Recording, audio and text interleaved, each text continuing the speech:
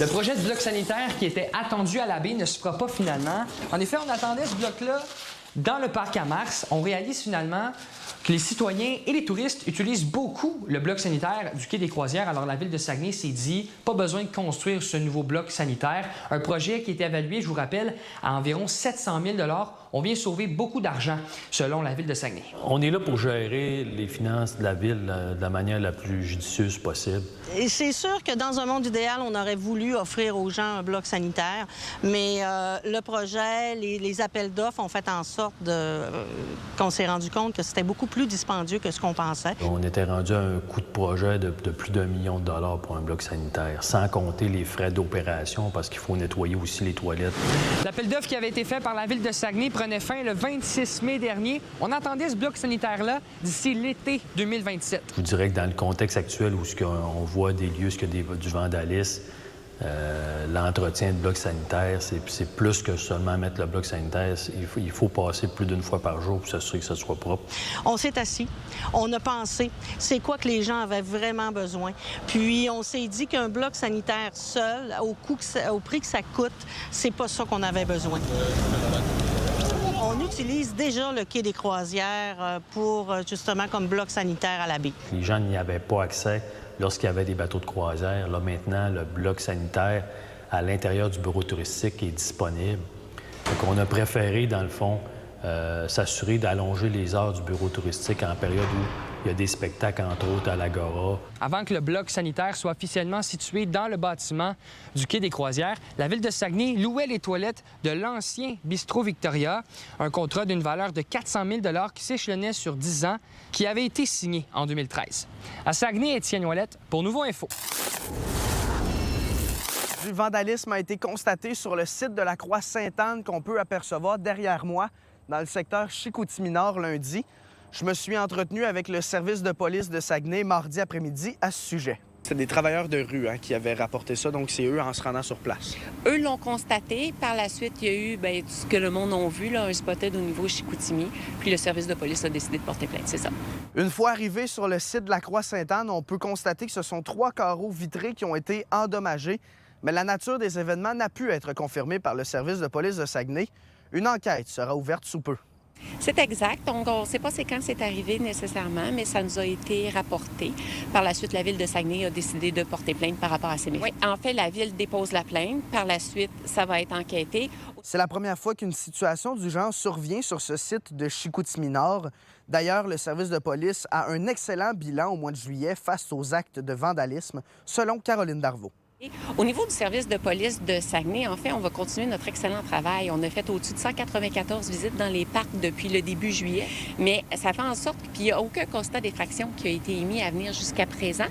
Puis s'il n'y en a pas, bien, ça veut dire qu'on n'a pas constaté non plus d'infraction, donc c'est un bon point. Puis les citoyens se sentent rassurés aussi lorsqu'on leur parle. Donc ça va être de continuer les visites, d'aller un peu plus souvent à la Croix-de-Sainte-Anne, bien entendu. À Saguenay, Xavier Lemieux, pour Nouveau Info. Pas de référendum tant et aussi longtemps que Donald Trump est au pouvoir. C'est ce que s'est engagé à faire le chef du Parti québécois, Paul Saint-Pierre Plamondon, si jamais son parti était à prendre le pouvoir aux prochaines élections cet automne. Je suis allé à la rencontre de plusieurs candidats provenant de plusieurs organisations. Et pour certains, ce que PSPP a annoncé mardi matin, eh bien, ne concorde pas avec ses anciens discours. Et si arrive pire que Donald Trump, on fait quoi? On recule encore, alors c'est parce qu'on n'est pas solide. Quand on a un plan, on a un plan. Parce que tu sais que pas de plan, ça fout le camp. Je suis vraiment surpris. J'ai passé les 4 dernières années au Salon Bleu à entendre les collègues du Parti québécois qui mentionnaient « Nous, le Parti québécois, un gouvernement qui fait ce qu'il dit ». Et aujourd'hui, la méfiance n'est plus à Ottawa. Maintenant, la méfiance est à Washington. Je suis surpris, énormément de questionnements. Maintenant, le Parti québécois se défend vis-à-vis ses critiques. Il mentionne qu'à leurs yeux, il a toujours été question d'un référendum en fin de premier mandat et que la sortie de leur chef ne ferait que spécifier une promesse déjà entendue. C'est véritablement qui on est. On est travaillant, on est vaillant et loyal. Loyal envers une seule chose, l'intérêt des Québécoises et des Québécois. C'est sûr que l'annonce s'inscrit naturellement dans ce qui avait déjà été annoncé pas mal lorsque j'ai été élue au mois de février. En fait, le chef avait dit lors de son discours qu'il fallait utiliser son jugement puis l'intelligence pour choisir le bon moment pour faire le référendum. Maintenant, on est beaucoup sur le terrain, on entend parler les gens, puis ce que les gens nous disent, c'est qu'ils ont peur de Trump. Un gouvernement qui est à l'écoute des gens, bien, c'est un gouvernement aussi qui prend des décisions en fonction de ce que les gens lui disent. Maintenant, notre mission de parti, c'est de faire du Québec un pays, ça c'est clair. Ce n'est quand même pas une question là, de ne pas faire de référendum du tout. C'est juste là, de dire ça sera le premier mandat, mais après 2029. Historiquement, le Saguenay-Lac-Saint-Jean est une région avec un fort penchant indépendantiste. Je suis allé à la rencontre de cette population, une partie de cette population, mardi matin. On peut entendre ce qu'ils avaient à dire par rapport à la sortie du chef du Parti québécois. Bien, moi, je trouve que c'est une bonne décision de sa part. S'il veut se faire élire, c'est sûr que d'avoir un référendum dans ces conditions-là, avec tous les trucs, toutes les incertitudes économiques, c'est pas un bon moment. Virer, changer d'idée comme ça, je suis pas certain que c'est bon pour sa crédibilité. Vous savez, la politique, là, une journée, c'est bleu, puis le lendemain, c'est rouge. Fait que c'est difficile à saisir. Et on va voir. Après moi, il a pris une bonne décision. On se met d'attendre de voir ce qui va se passer avec les Américains avant de faire n'importe quoi. Et je pense que ce soit au Québec ou au Canada, on va attendre ce qui va arriver. Le président américain quittera ses fonctions à partir du 20 janvier 2029. Le chef du Parti québécois assure qu'il n'y aura pas de référendum avant cette date, mais le sujet fera certainement encore couler beaucoup d'encre. À Saguenay, Louis-Mathieu Corneau pour Nouveau Info. La cour de l'école primaire Le Tandem à Jonquière sera transformée au cours des prochains mois. La première étape de ce changement s'est déroulée ce mardi avec une opération de dépavage. Les jeunes, leurs familles et l'organisme Eureco avaient comme premier objectif de dépaver environ 150 mètres carrés d'asphalte, ce qui a été fait en rien de temps. Aujourd'hui, on a organisé une activité symbolique de dépavage à la main collective.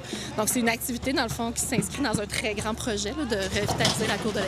La communauté des environs, dans le fond, de l'école, les jeunes, les parents, les enseignants étaient invités à venir participer à l'activité de pavage. On a précassé l'asphalte, bien sûr, avec la machinerie pour que ça soit plus facile. Donc là, on enlève l'asphalte. L'objectif, c'est de dépaver l'espace derrière moi, donc à peu près 150 mètres carrés. Puis d'éduquer, sensibiliser les gens, dans le fond, puis que les gens se sentent, qu'ils prennent part au projet, finalement, qu'ils participent au fait d'enlever l'asphalte, de revitaliser leur cour d'école. Le cours d'école, c'est vraiment un îlot de chaleur, un petit îlot de chaleur. Les jeunes sont ici dans des moments où il fait très chaud, en juin, en septembre. Ils évoluent dans cet espace-là qui vient extrêmement chaud, qu'il n'y a pas de place pour se mettre à l'ombre. Ensuite, ils rentrent dans l'école, il fait très chaud aussi, il n'y a pas de climatisation. Fait que nous, le fait de planter des arbres, on le sait, c'est démontré, ça va vraiment aider à rafraîchir l'air. Pour ce qui est de toute la faune urbaine, les pollinisateurs, les oiseaux, c'est important, ces milieux-là, ces petits espaces verts, finalement, en milieu urbain. Puis on a également aussi tout ce qui est la question d'absorption des eaux pluviales. Puis ici, à l'école Le Tandem, le milieu est très mobilisé. Les familles sont mobilisées. Le personnel est mobilisé également. Donc, ce projet-là se concrétise après quelques années là, à travailler pour que ça se concrétise. Bien, je pense que c'est excellent là, que les familles et les enfants puissent participer, la communauté également. À plus long terme, un projet de verdissement verra le jour à l'école Le Tandem où 400 mètres carrés d'asphalte seront retirés, où 650 végétaux, dont 50 arbres, seront plantés et où du mobilier urbain sera également ajouté afin de complètement revitaliser la cour de l'école.